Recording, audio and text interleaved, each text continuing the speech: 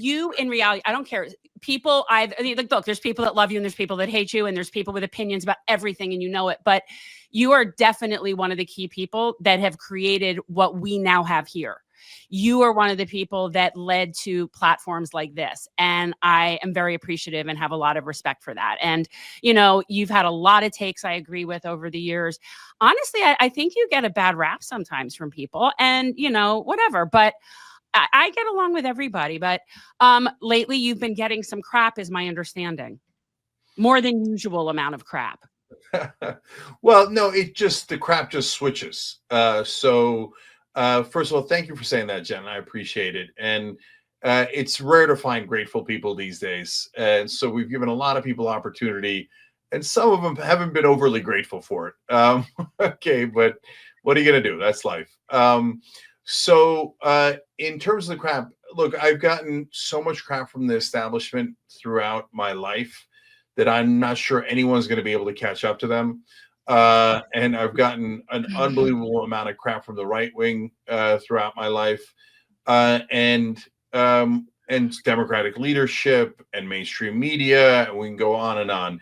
I mean, there's a chance that I'm the most attacked man on the internet, like maybe in internet history.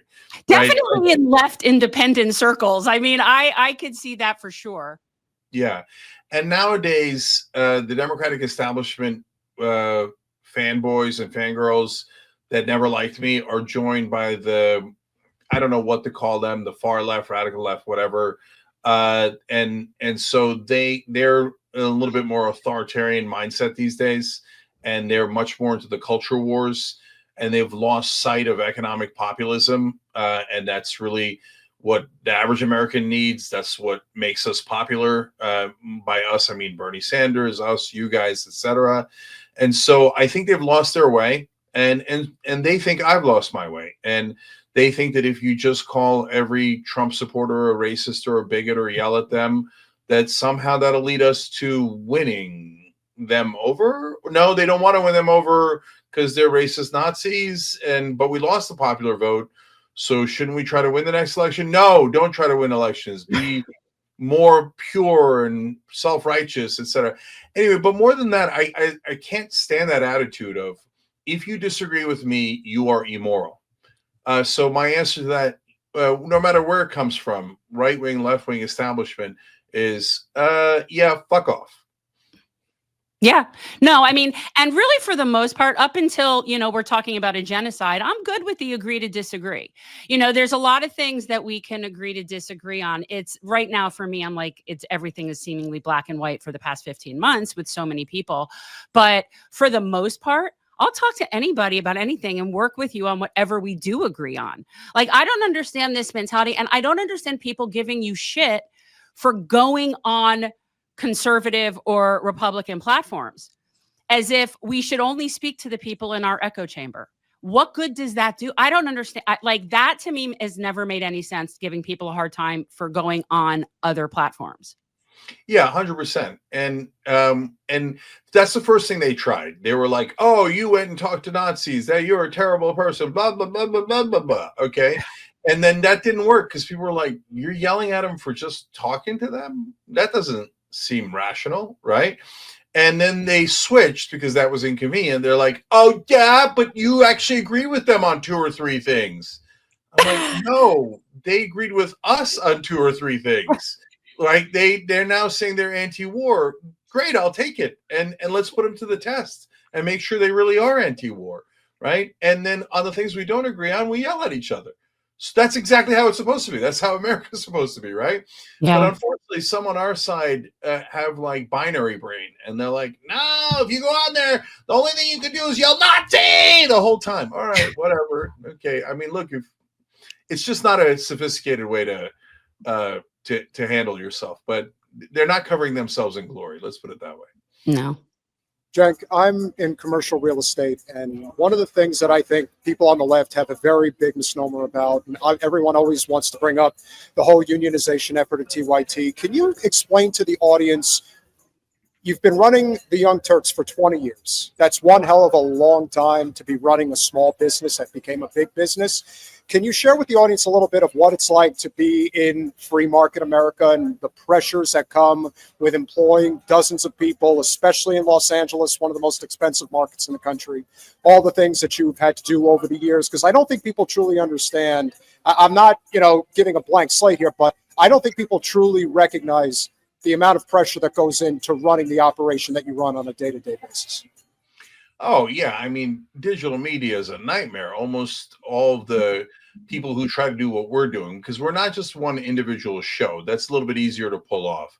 We're trying to build a network so that the left can have real power, so that we can affect the national conversation. We can influence people in our direction, which is left-wing populism, right? The Bernie Sanders agenda overall. And so when you're trying to do that, that is very, very difficult, especially in a brutal industry where every other media company has gone bankrupt. So nevertheless, we were able to do this, and we did it through so many different trials and tribulations. So when it comes to the unionizing, there's this misnomer out there that our enemies push out there. They crack me up. So they back when I was running for office, like Jen was in 2000, the unions were on the side of my Democratic establishment supporter, and that's unfortunate. And unfortunately, in the past, the unions generally tended to support more pro-corporate Democrats, which never made any sense. It's totally irrational. Thank God now Sean Fain, Sean O'Brien are beginning to change that, and the unions have a different attitude now, which I love. But back then, IATSE was a union that was supporting Christy Smith in that race, and they were actually the main union that were knocking on doors, etc. And then right in the middle of that campaign, at its most heated moment, we were about to have a debate finally with Christy Smith. This story popped up that TYT was going to be unionized, and I never heard of it. And I thought that they were, that it was people were lying, right? Because I was like, we have a great relationship with our employees. They would normally just come to us, right? And so it turns out they didn't. And now, in the benefit of hindsight, I now realize what happened. They got worked up in a good way. They were like, oh, we want to be union, etc. And I don't know that anyone actually knew that IATSE was, one of the top folks who were doing grassroots work against us and spending money against my campaign, etc. So maybe some of them knew, but certainly not most of the employees didn't know that, right? So there was this giant miscommunication at that time as to the motivation. And so what I asked for was, hey guys, can you do a vote? And by the way, there was a couple of people that came up to us and said, hey, we didn't want this, and they're kind of bullying us, right? And I don't mean IATSE, I mean some other folks that were there at the time. And so I asked for a vote, and we got a vote, and then they won, right? So and it's not a matter of they won. When they won, we didn't lose. We also won. I just needed clarity so that to make sure that my employees actually wanted it. And the minute they wanted it, great, no problem. IATSE came in and is now the union for our editors, graphics people, and stage managers. All wonderful people, love them. And then we have these probably the most friendly negotiations in union and management history. It's folks that I work with every day, and they're on the other side. And we've had 2 contracts with IATSE. We're both super happy with it. So there's no issues at all with the union at TYT. It was just an understandable misunderstanding, miscommunication in the beginning. But right now, everybody's happy. And these guys who haven't worked here in 5 years put out this ridiculous thing as if like there's like this big fight and we fought it and we don't want it. They're living in a world that doesn't exist. Like I just talked to a TYT employee today, just randomly. She'd gone to somewhere else to work and then came back in 3 months. She's like, oh my God, TYT is built different. This place actually cares, right? The other places are nightmares to work for. If you ever worked at TYT, you don't really want to work anywhere else. And I'm super proud of that. Yeah, for sure. I mean, I don't know why why are people saying in our chat you're a union buster? They don't know the whole story. Like, I No, think that's and I silly. don't blame them, Jen. I don't blame them because all they heard was from one side, and these Yeah. guys saying, "Oh my God, they're union busters," etc. From that one miscommunication from like 5 years ago, right? So they don't have most of the people saying that they don't even realize we have a union. They don't realize that we had Right. two different union contracts with them. They don't realize that both IATSE is perfectly happy with us. All the employees are perfectly happy with us. So I don't blame the people who've been misled. I blame the people who are misleading them. And it's done on purpose. It's totally done on purpose. I mean, it's all done on purpose. And I usually think it's people that I think people are jealous and they like to cut people down. And I think that people don't like people in their own field to get too far ahead. And especially, unfortunately, in this industry, it's very common. There is so much ego and so much bullshit, and so many people can't play nice together that, for a long time, I'm like, I wish there was like this network and whatever. And the reason that I think it's so hard for that to really work is people don't get along for really long periods of time.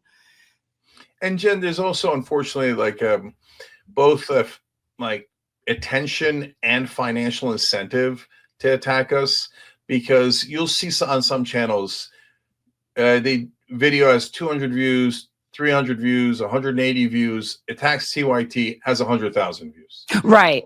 Yeah. Right. And so that's a hell of a thing to resist. And Yeah. so again, the people that watch them, they don't really quite understand that that's what's driving those folks. And so I never blame them. But Right. for the folks who look at that and go, well, I mean, I don't know if I believe it or not, but hey, I got a lot of views on it, so I'm just going to keep going in this direction. Yeah, I mean, do better.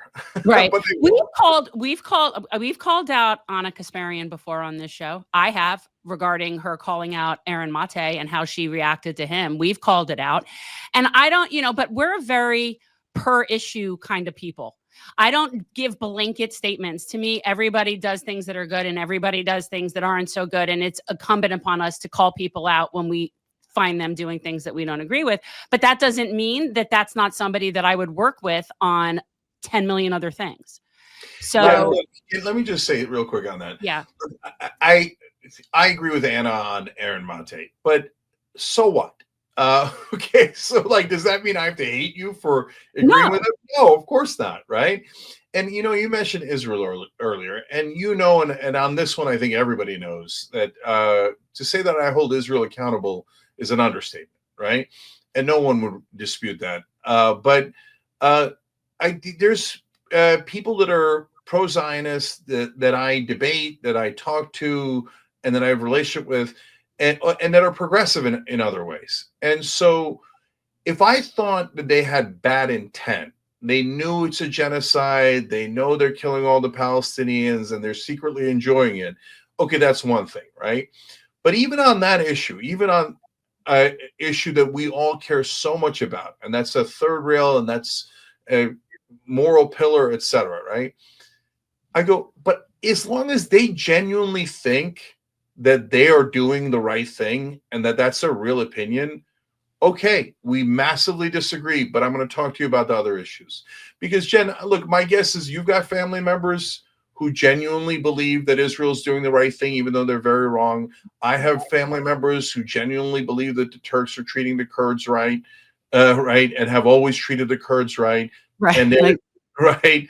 And that's not true. But I'm not going to cut them off. I'm going to continue to have a conversation as long as we're not talking about intent, right?